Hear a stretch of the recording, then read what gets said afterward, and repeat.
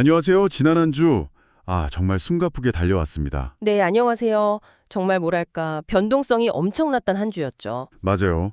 삼성전자의 그 초대형 계약 소식으로 시장이 막 들썩이다가 또 한미 관세 협상 타결되고, 근데 또 갑자기 세제 개편안 발표되고. 네, 정말 예측이 어려운 그야말로 롤러코스터 같은 시장이었어요. 거시경제 이슈랑 개별 기업 빅딜, 정책 변수까지 다 얽혀 있었으니까요. 그렇죠.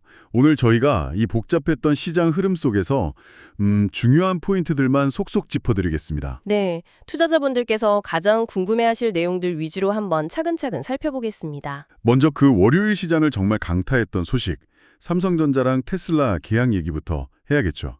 네, 그 파운드릭이요. 규모가 거의 23조 원에 육박했죠. 네, 22조 7,600억 원. 진짜 어마어마했습니다. 파운드리, 그러니까 다른 회사 반도체 설계를 받아서 생산해주는 사업인데 여기서 이런 대규모 계약이 터진 거죠. 맞습니다. 삼성전자 주가도 꽤 많이 올랐지만 네, 플러스 6.83%, 더 주목받았던 건 협력사들이었어요. 두산 테스나나 코아시아 같은 곳들은 그냥 상한가로 직행했잖아요. 네네. 시스템 반도체, 장비, 소재주까지 다 들썩했죠. 이게 단순히 그냥 수주 금액이 크다 이걸 넘어서요. 앞으로 인공지능 시대에 이 반도체 공급망에서 삼성의 역할이 더 커질 수 있겠다. 이런 기대감을 확 불어넣은 거죠. 파운드리 생태계 전반에 대한 기대감이 커졌다 이 말씀이시군요. 네, 바로 그겁니다.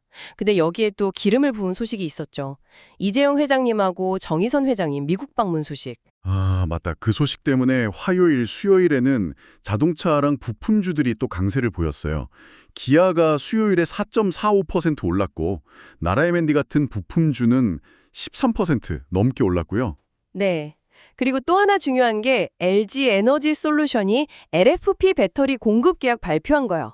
그것도 있었죠. 규모가 6조 원 조금 안 됐던 것 같은데 5.94조 원.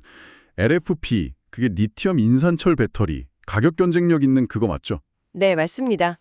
그래서 3기 에너지 솔루션즈 같은 2차 전지 관련주가 수요일에 상한가를 기록하기도 했어요. 플러스 29.90%.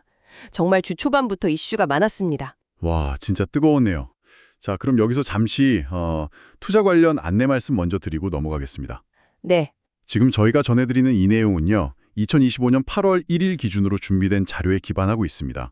그래서 오류 가능성이 있을 수도 있고 또 검증되지 않은 평가 방법이 사용되었을 수도 있다는 점 미리 말씀드립니다. 그리고 어떠한 경우에도 이건 투자 권유가 아니고요. 투자하실 때는 원금 손실 가능성이 있다는 점, 그리고 모든 투자의 최종 책임은 투자자 본인에게 있다는 점을 꼭 기억해 주시기 바랍니다. 네, 그럼 이제 주 중반 목요일로 한번 가볼까요? 기대를 모았던 한미 관세 협상이 드디어 타결됐죠. 네, 드디어 결과가 나왔습니다.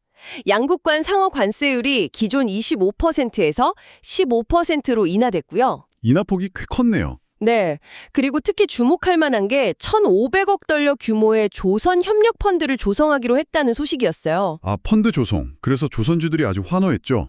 하나오션도 그렇고 NK 같은 기자재 업체들도 크게 올랐고요. 그렇죠. 아무래도 구체적인 지원책이 나오니까 그게 긍정적으로 작용한 것 같습니다. 근데 이게 또 모든 업종이 다 웃은 건 아니더라고요. 맞아요.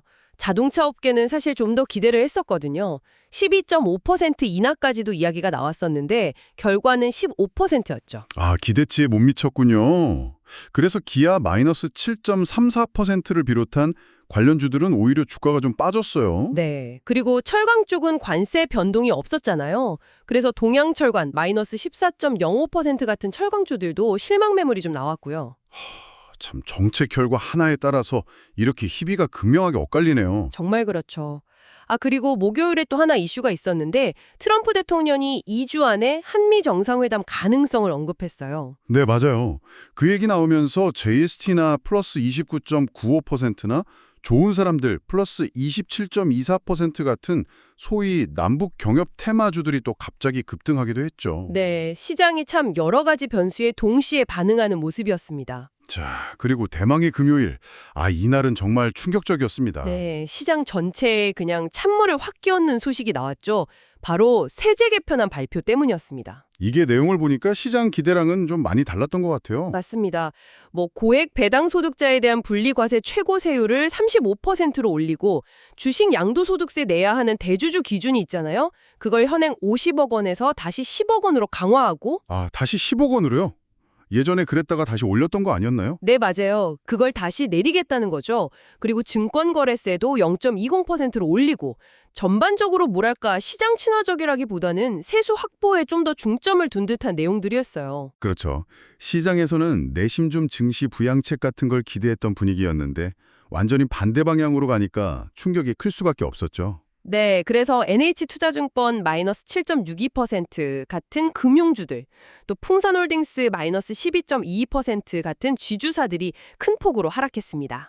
외국인이랑 기관 매도세도 엄청 났다고요? 네, 외국인하고 기관이 대규모로 팔아치우면서 코스피 지수가 거의 4% 가까이 급락했죠. 3.88%. 그래서 결국 3,200선도 무너졌고요. 아, 3,200선까지 깨졌군요. 여기에 또 반도체 쪽도 안 좋았다고요? 네, 엎친 데 덮친 격으로 중국에서 엔비디아 H20 칩에 문제를 제기했다. 이런 소식이랑 미국 필라델피아 반도체 주수가 급락한 것까지 겹치면서 반도체 주가도 같이 좀 많이 빠졌습니다. 와, 금요일은 정말 힘든 하루였네요. 근데 또 이렇게 어려운 시장 상황 속에서도 유독 빛나는 분야는 있었어요. 아, 그래요. 어떤 분야였나요? 바로 우주항공 테마입니다. 스피어라는 기업이 스페이스X랑 계약을 맺었는데 규모가 무려 1조 4천억 원에 가까운 1조 3,900억 원 장기 공급 계약이었어요. 와, 1조 4천억. 엄청나네요.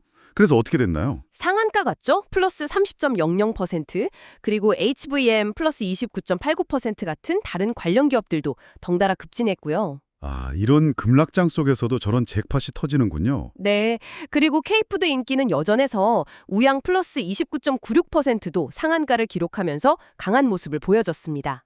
정말 한 주 동안 대형 계약부터 관세 협상, 세제 개편까지 진짜 굵직한 변수들이 시장을 아주 강하게 흔들었네요. 테마별로, 종목별로 움직임이 너무 달랐고요. 네, 맞습니다. 특히 이번 주는 그 정책 방향성이라는 게 시장의 기대와 다를 때 어떤 결과가 나타나는지 아주 명확하게 보여준 사례 같아요. 조선이나 우주항공처럼 확실한 호재가 있는 쪽은 강했지만 자동차나 금융처럼 기대에 못 미치거나 오히려 부담이 커진 쪽은 부진했다 이거죠. 네, 정확합니다. 그런 차별화가 아주 뚜렷했죠. 그렇다면 이런 변동성 장세 속에서 앞으로 투자자들은 어떤 점에 좀 주목을 해야 할까요? 전략을 어떻게 짜야 할지. 결국은 다시 기본으로 돌아가야 하지 않을까 싶습니다. 기업의 본질적인 가치, 그러니까 펀더멘털에 더 집중해야 할 시점인 것 같아요. 펀더멘탈이요? 네, 예를 들어서 JVM처럼 꾸준히 실적이 뒷받침되는 종목이라든지 아니면 이번에 스피어처럼 정말 압도적인 계약 성과를 보여준 기업들, 이런 곳들은 계속 관심을 가질 필요가 있겠죠. 아, 실질적이나 확실한 계약 모멘텀이 있는 기업들. 그렇죠. 반면에 이번 세제 개편안처럼 정책 변화에 직접적으로 영향을 받는 금융 관련주들이나 혹은 단기적인 이슈로 그냥 확 급등락했던 테마성 종목들은 조금 더 신중하게 접근하는 지혜가 필요해 보입니다. 네, 알겠습니다. 정말 정신없는 한 주였네요. 엄청난 기회가 있기도 했지만 또 예상치 못한 변수가 터지면서 시장 참여자들의 판단력을 계속 시험했던 그런 시간이었습니다. 맞습니다. 개별 기업의 정말 눈부신 성과가 시장 전체의 어려움 속에서도 빛날 수 있다는 점, 그리고 또 거시적인 정책 변화가 시장 전체를 어떻게 뒤흔들 수 있는지 이 두 가지를 동시에 보여준 한 주였다고 생각합니다. 네, 다음 주는 또 어떤 변수가 우리를 기다리고 있을지, 이 변동성 속에서 진짜 가치를 증명하는 기업들이 나올지 지켜봐야겠습니다. 네, 다음 주 분석에서 더 깊이 있는 이야기로 다시 찾아뵙도록 하겠습니다.